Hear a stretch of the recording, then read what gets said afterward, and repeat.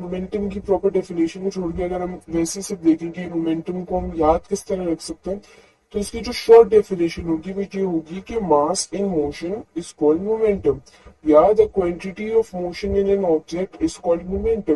कि अगर किसी बॉडी में मोशन है, अगर किसी बॉडी में मोशन प्रोड्यूस हुआ है तो वो मोमेंटम कहलाएगी।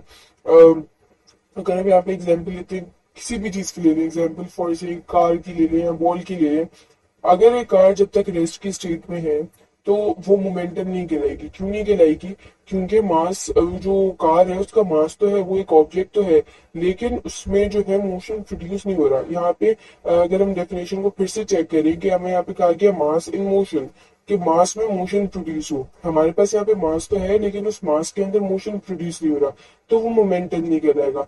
लेकिन जैसे ही हमने गाड़ी को ऑन कर दिया, गाड़ी को स्टार्ट कर दिया, तो मास इन मोशन की जो हमारे पास रिक्वायरमेंट है वो पूरी हो रही है। कि गाड़ी ऑब्वियसली एक मास है और वो एक मोशन की स्टेट में आ गई है, तो मास इन मोशन हमारी रिक्वायरमेंट यहाँ पे पूरी हो गई है, तो ये मोमेंटम कहलाएगा। अगर हम बॉल की एग्जांपल लेते हैं कि बॉल अगर एक रेस्ट की स्टेट में रखी हुई है तो बॉल के अंदर मास तो है लेकिन मोशन नहीं है, हमारी रिक्वायरमेंट पूरी नहीं हुई। लेकिन अगर उस बॉल को मैंने किक किया, उस पर फोर्स अप्लाई की, और ये न्यूटन के पहले लॉ में हमें समझाया हुआ है कि अगर किसी बॉडी पे फोर्स अप्लाई करते हैं तो उसमें मोशन प्रोड्यूस होता ही है। तो मैंने जब उस फुटबॉल पे फोर्स अप्लाई की तो उसके अंदर मोशन प्रोड्यूस हुआ। अब जो फुटबॉल है वो एक मास भी है और उसके अंदर मोशन भी प्रोड्यूस हुआ है, तो मतलब वो एक मोमेंटम कहलाएगी। तो ये बेसिकली मोमेंटम है। मोमेंटम को हम पी से डिनोट करते हैं। अगर मोमेंटम को फॉर्मूला देखें तो P is equal to M V. यहाँ पे एम से मुराद मास है और यहाँ पे वी से मुराद वेलोसिटी है। अगर हम फॉर्मूले को समझें तो इस फॉर्मूले में कहा गया है कि मोमेंटम डिपेंड करता है मास और वेलोसिटी पे। अब मास और वेलोसिटी पे किस तरह डिपेंड करता है मोमेंटम, ये हम एग्जांपल्स के थ्रू समझेंगे। सबसे पहले हम एग्जांपल देखते हैं कार्ड की, कि अगर आप जब शॉपिंग पे जाते हो तो आप कार्ड का इस्तेमाल करते हैं ताकि आपका जो सामान है वो सबसे अलग हो जाए और एक जगह जमा हो जाए।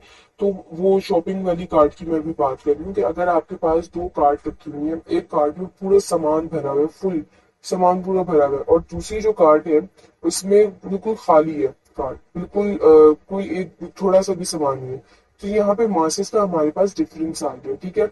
अगर उन दोनों कार्ड्स पे आप वेलोसिटी अप्लाई कर रहे हैं 5 मीटर पर सेकंड की, दोनों कार्ड्स पे सेम या इक्वल वेलोसिटी आप अप्लाई कर रहे हैं, तो आप नोटिस करेंगे कि जो लोडेड वाली कार्ड है उसको आपको मूव करने में, उसमें मोशन प्रोड्यूस करने में थोड़ा मसला होगा।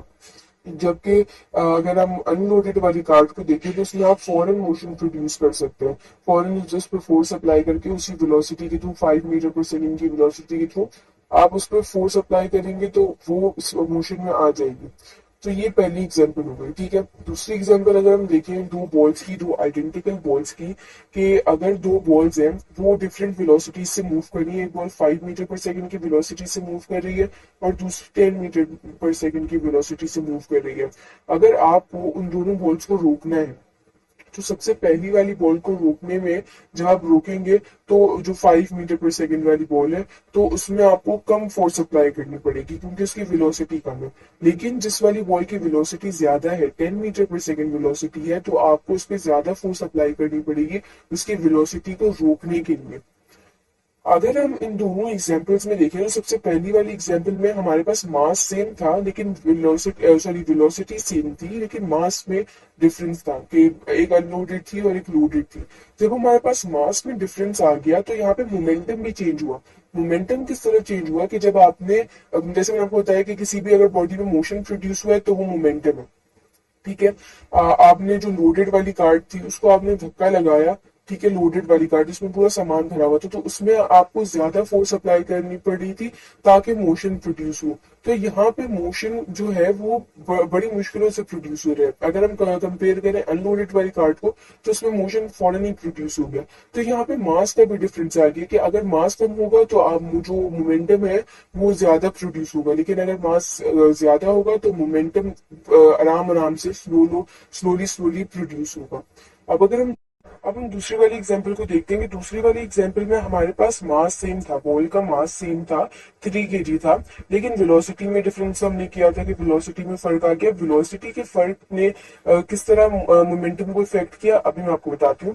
कि जब कम वेलोसिटी थी तो उसमें कम मोशन प्रोड्यूस हुआ, 5 मीटर पर सेकेंड की वेलोसिटी थी तो उसमें कम मोशन प्रोड्यूस हुआ, लेकिन जब 10 मीटर पर सेकेंड की वेलोसिटी थी तो उसमें ज्यादा मोशन प्रोड्यूस हुआ। ठीक है। तो अब जब इस मोशन, जैसे मैं आपको बताया था कि मास इन मोशन, तो वो मोमेंटम कहलाता है। तो यहाँ पे हमारे पास डिफरेंट डिफरेंट मोमेंटम मोशन आ रहे हैं, डिफरेंट डिफरेंट मोमेंटम आ रहे हैं। तो ये हमारा यहाँ पे प्रूफ हो गया कि momentum depends upon mass and velocity, depends upon mass and velocity.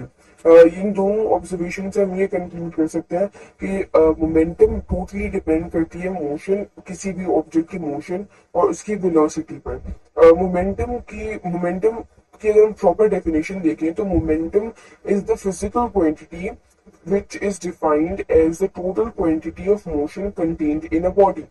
ठीक है, वही बात है मास इन मोशन। इसको थोड़ा लॉजिकल से एक्सप्लेनेशन करने के लिए इसको थोड़ा कर दिया। अगर हम इसकी मैथमेटिकली डेफिनेशन देखें मोमेंटम की, तो मोमेंटम की मैथमेटिकली डेफिनेशन होगी कि it can be defined as the product of mass and velocity. कि मास और वेलोसिटी का जो हमारे पास प्रोडक्ट आएगा, जो आंसर आएगा, वो मोमेंटम कहलाएगा। अ, अब अगर इसकी हम देखें, मैंने आपको फॉर्मूला तो बता दिया कि मोमेंटम को हम पी से डिनोट करते हैं और P is equal to M V इसका फॉर्मूला है। मोमेंटम एक वेक्टर क्वांटिटी है। वेक्टर क्वांटिटी कैसे है कि हमारे पास वेलोसिटी, जो मास और वेलोसिटी इसके फॉर्मूले में इंक्लूड किया गया है। मास एक स्केलर क्वांटिटी है और जो वेलोसिटी है वो एक वेक्टर क्वांटिटी है। जब भी आप स्केलर और वेक्टर क्वांटिटी का सम करेंगे तो हमारे पास प्रोडक्ट अगर आप लेंगे तो उसके प्रोडक्ट में हमारे पास हमेशा वेक्टर क्वांटिटी आएगी। जो मोमेंटम है उसका जो यूनिट है, जो एसआई यूनिट है, वो केजी किलोमीटर पर सेकंड है। और न्यूटन सेकंड भी, आप कोई भी यूनिट इस्तेमाल कर सकते हैं मोमेंटम को शो करने के लिए। तो ये हमारे मोमेंटम को टॉपिक आज हमने कवर कर लिया है। अगर मोमेंटम से रिलेटेड कोई क्वेश्चन हो या किसी और टॉपिक से रिलेटेड कोई क्वेश्चन हो, कोई कंफ्यूजन हो, तो आप हमें कमेंट सेक्शन में बताएं।